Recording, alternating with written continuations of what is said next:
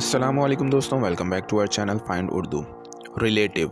Relative का मतलब है रिश्तेदार या मुकारिब।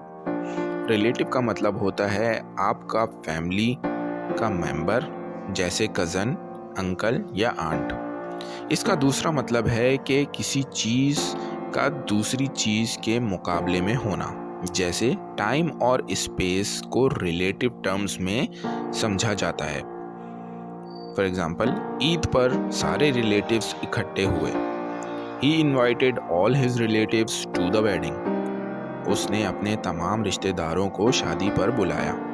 तो दोस्तों, रिलेटिव का मतलब है रिश्तेदार या किसी चीज़ का दूसरी के साथ कंपैरिजन।